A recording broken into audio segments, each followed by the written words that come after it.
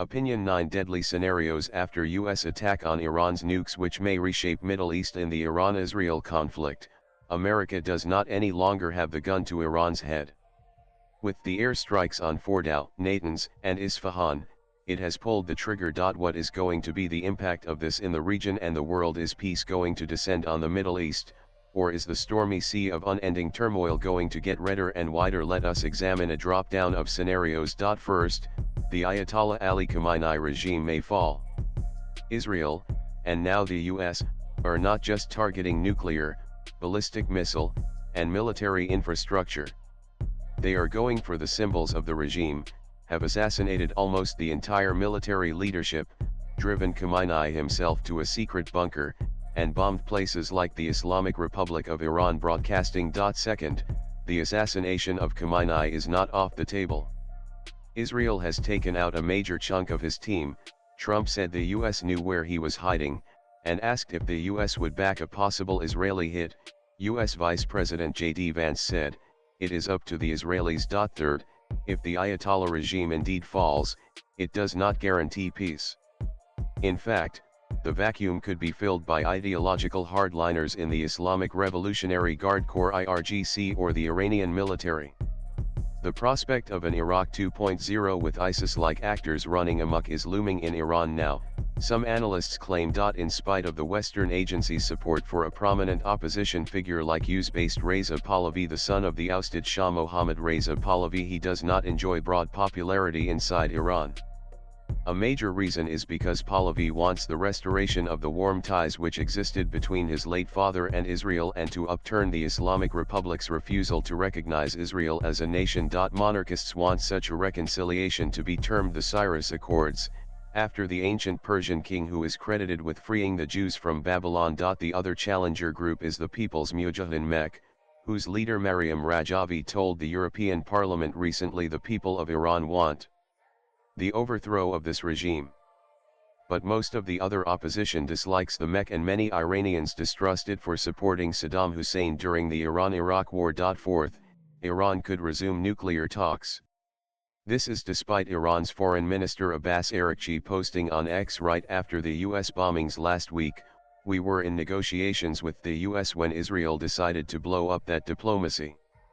This week, we held talks with the E3 group of European ministers EU when the US decided to blow up that diplomacy." Iran has made it clear that the scenarios may not necessarily work out for the US-Israel-West alliance.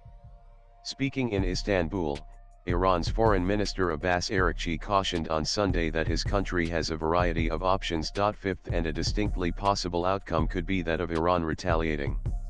Mapping possibilities, James M. Acton, the chair and co-director of the Nuclear Policy Program at the Carnegie Endowment for International Peace, told The New Yorker the first one is immediate Iranian retaliation. Iran has many short-range ballistic missiles that can reach American bases and American assets in the region. Israel has not particularly targeted that infrastructure. It's been primarily focused on Iran's longer-range missiles that can reach Israel. So I'm expecting to see some pretty dramatic attempted retaliation by Iran, and I think that puts enormous pressure on the president to respond again. According to the Council on Foreign Relations (CFR), the US maintains a presence at 19 sites across the region, with 8 of those considered by analysts to have a permanent US presence. As of June 13, the CFR estimated 40,000 odd US troops were in the Middle East. In 2020, an Iranian missile attack on a US garrison left more than 100 soldiers with crippling brain injuries. Sixth, the escalation could see IRGC activate its much weakened but existing proxies across Iraq, Yemen, and Syria, which have previously attacked US assets in the region. Israel has brought Hezbollah and Hamas on their knees, but Houthis are a less organized ragtag militia still capable of much harm. Seventh, Iran has moved to block the Strait of Hormuz. It could affect the whole of commercial shipping in the Gulf. The narrow strait connects the Persian Gulf and the Gulf of Oman, and flows out into the Arabian Sea. Major oil producers like Iran itself, Saudi Arabia, and UAE depend on the Strait of Hormuz to access the open seas. The strait is in the territorial waters of Iran and Oman.